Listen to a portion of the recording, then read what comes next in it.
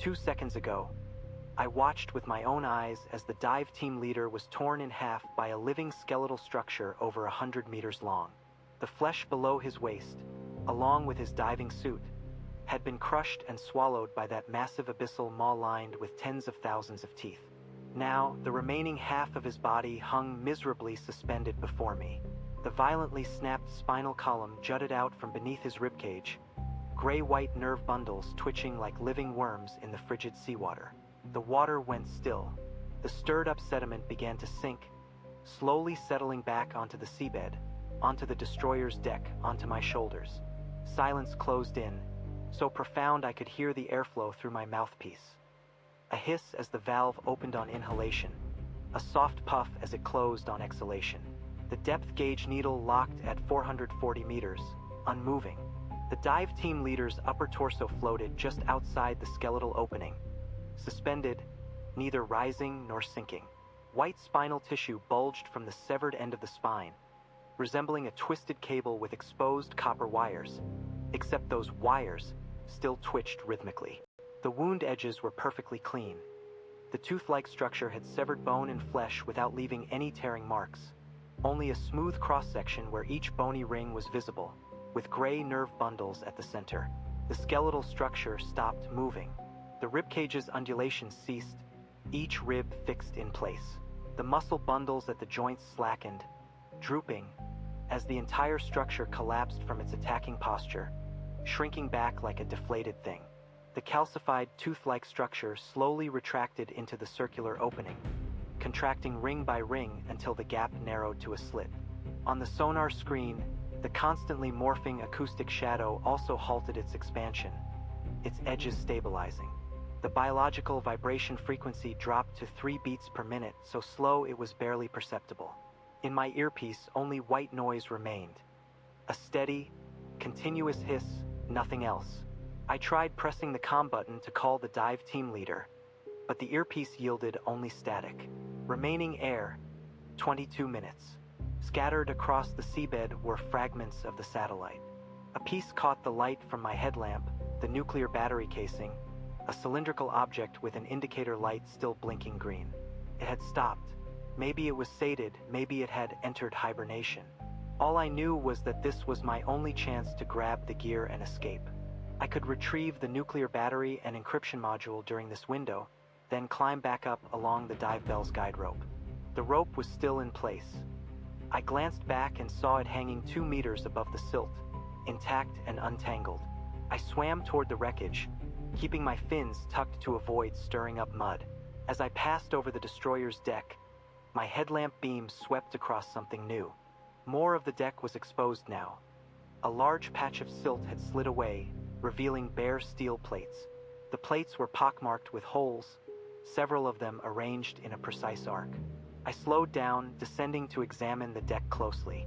Each hole in the arc was spaced exactly 18 centimeters apart, all with a diameter of 4 centimeters. I recognized the spacing, standard Navy dive boots, the edge spacing of the front sole treads. Someone had stood on this deck, and the boot treads had pressed into the steel surface. These holes all penetrated from the inside of the plate outward, the metal rupturing in reverse, exploding from within. Something beneath the deck had used precise pressure to pierce through every single tread position of the dive boots, one by one. I stuck my finger into the nearest hole.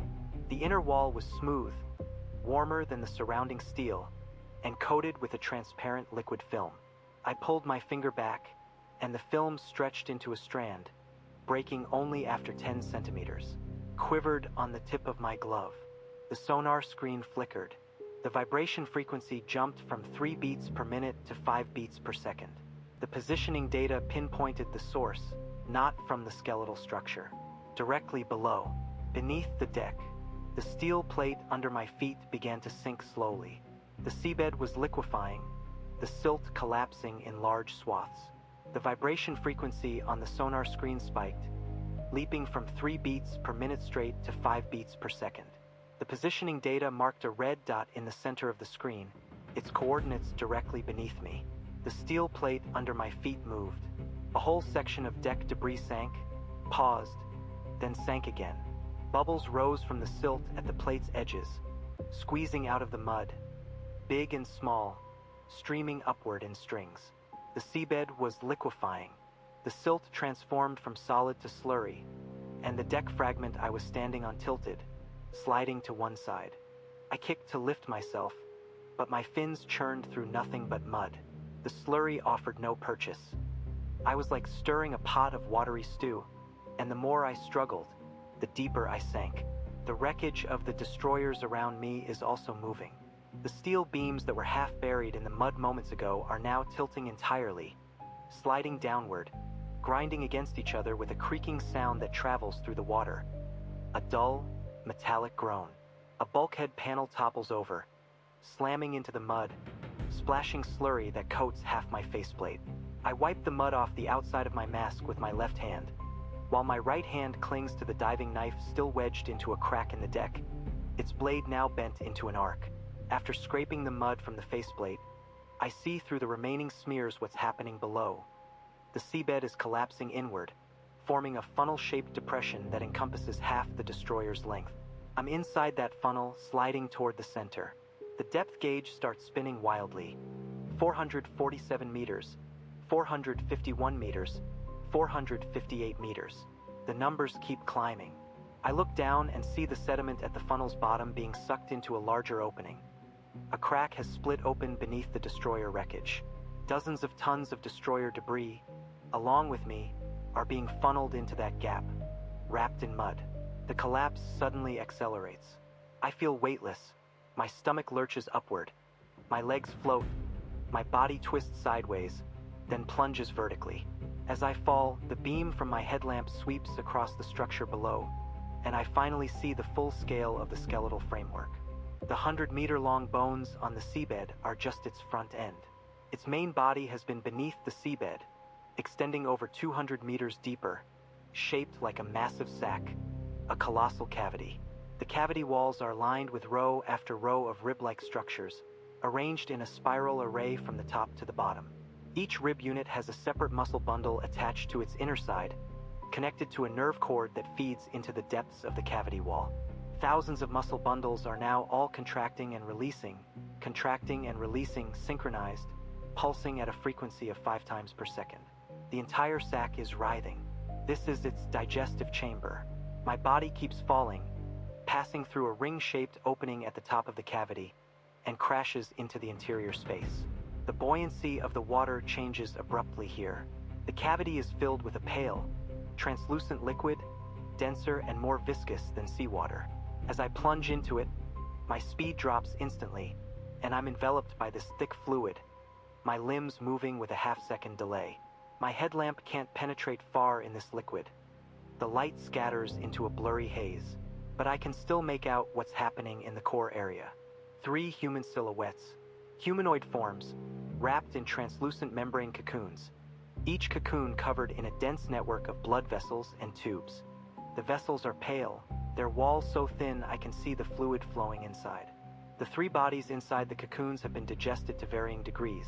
The first still shows a hairline and ears, but its skin has been replaced by a translucent membrane, the curve of its cheekbones clearly visible through it, muscles turned into a muddy substance slowly shifting beneath the membrane. The second has a collapsed chest, ribs exposed, with partially digested muscle fibers hanging from them, strand by strand, like overcooked meat shreds. The third cocoon has ruptured, its contents spilling into the cavity floor. My gaze follows downward.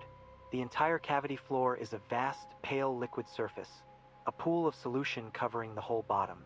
Floating on the surface are objects. 3 diving helmets, their faceplates shattered inward. Stainless steel buckle clips, shiny.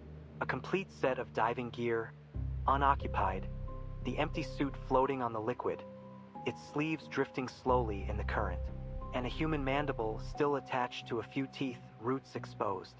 Fragments of satellite wreckage are also here, a titanium alloy panel half submerged in the solution, the indicator light on the nuclear battery still blinking.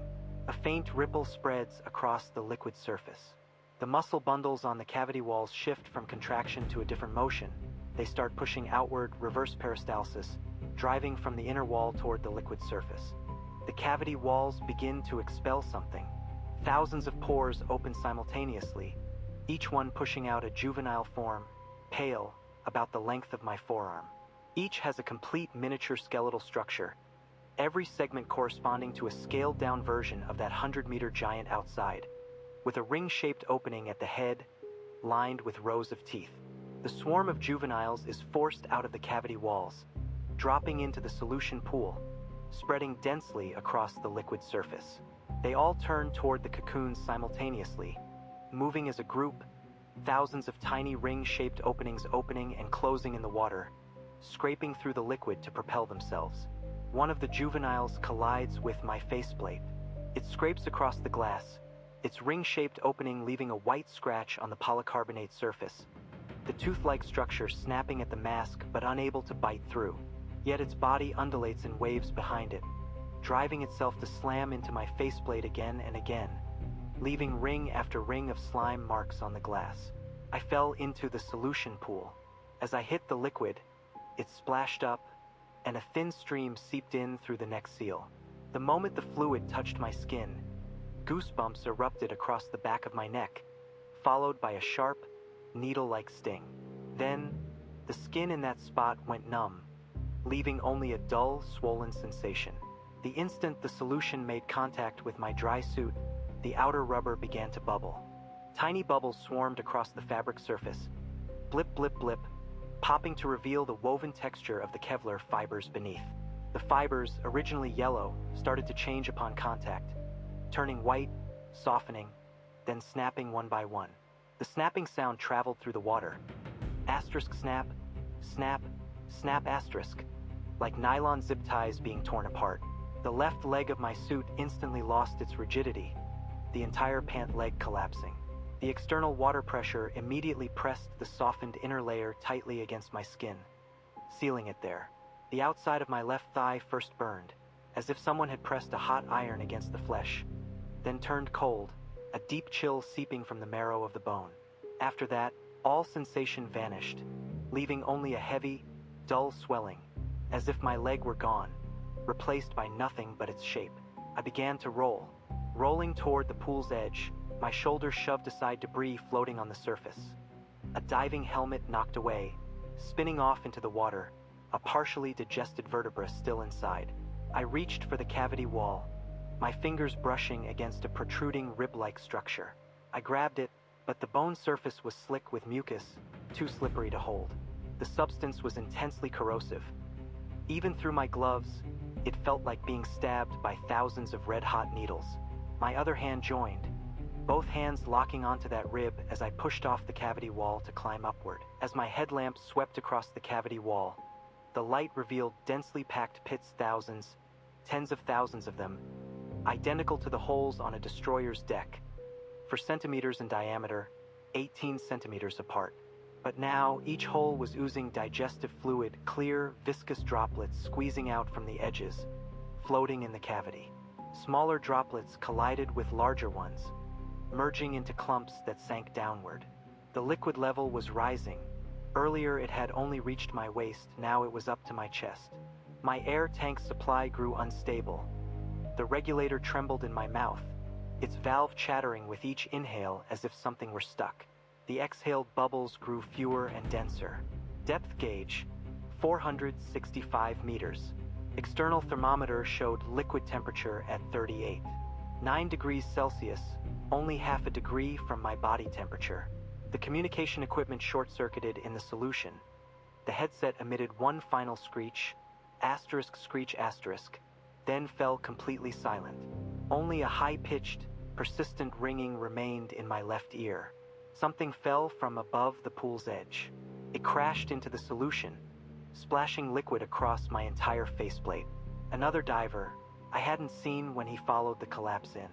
Within less than 10 seconds of hitting the water, his dry suit softened from the inside out.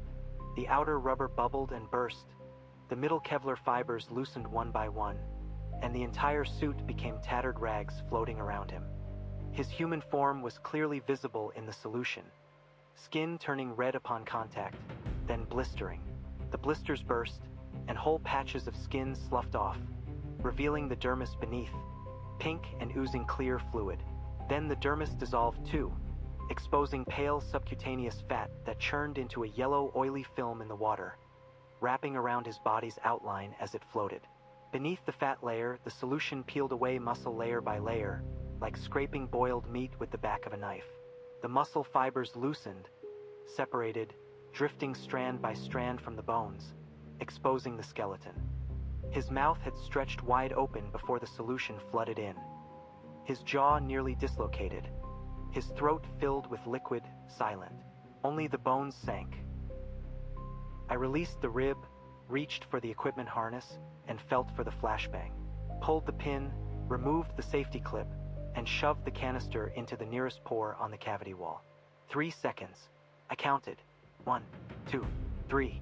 White light exploded from the pore, burning through the cavity wall's membranous outer layer. The intense heat, over 2,000 degrees, instantly charred and shattered the surrounding flesh, blasting a blackened breach roughly the size of my skull.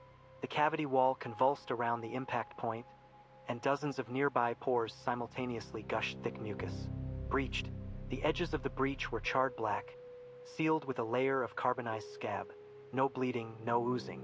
I climbed out of the solution pool, leaning against the cavity wall, gasping for breath.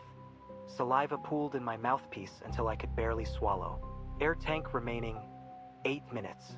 The tank icon on the dive computer screen flashed red, a small symbol blinking incessantly, casting alternating red and dark reflections inside my faceplate. I raised my left hand to look, clenched my fist, released it 5 times. The inside of the glove was damp, skin rubbing against the wet fabric with a sticky sound. Digestive fluid had seeped through the glove's seal. My fingers felt slick and slippery. The cross-section of the rupture was clearly visible. The outermost layer was muscle, pale pink and still twitching. In the middle was a grid of white bone, calcified beams intersecting in a diamond pattern. The innermost layer was a thin secretory membrane covered with micropores, each now oozing transparent droplets. The intense heat from the magnesium combustion had sealed all the blood vessels around the breach, leaving the wound edges bloodless, charred black and dusted with pale ash. The rising liquid had slowed slightly but not stopped. I turned to look at the cavity ceiling.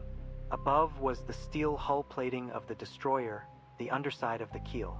The plates had been penetrated by bone tissue. White bone fibers sprouted from the seams, entangling every steel beam to form a composite framework of bone and metal. Inside the cavity, muscle bundles anchored every 2 meters, their tendon fibers converging upward, pulling in thick strands to support the structure above. I needed a sufficiently large internal explosion to disrupt the synchronized contraction of these thousands of muscles. Detonating within this sealed fluid chamber, the reverberating pressure waves would churn everything into pulp. This was my only chance. I tore open the waterproof pouch on my right arm and pulled out the contents from the nuclear battery casing. A plutonium fuel pellet, a 10-centimeter long cylinder. The protective container was cracked. The Geiger counter's needle shot into the red zone the moment it touched the pellet, reading 500 rem per hour. I gripped the pellet in my hand. Mucus from my glove clung to the metal casing, stretching into threads. I took 2 fragmentation grenades from my harness, placed them on either side of the pellet, and wrapped them tightly with 5 layers of engineering tape. Then, I threaded the grenade pins together with a guide rope, leaving some slack. I tied the other end of the rope to a muscle bundle anchor point on the cavity wall. Each contraction of the muscle would tighten the rope. Timer, set for the organism's next feeding contraction. I moved toward the rupture. The depth gauge screen had gone completely dark, the numbers frozen. The headlamp's beam cut only a small circle through the murky green liquid, its edges swallowed by absolute darkness. As the light swept past the rupture, it illuminated another space, a compartment, the destroyer's pump room. Beyond the rupture was a corridor of steel plating. I squeezed through the breach. The cavity wall behind me began to vibrate. The muscles were moving. Every inch of flesh contracted wildly in anticipation of feeding, an oppressive, suffocating pressure instantly sealing off all escape. I held my breath, my eyes fixed on the nuclear trap I just set. But then, The grenade pin that should have detonated in 3 seconds was gently caught by a pale, bony finger emerging from the meaty wall. Click into my channel to watch the full version. Don't forget to subscribe.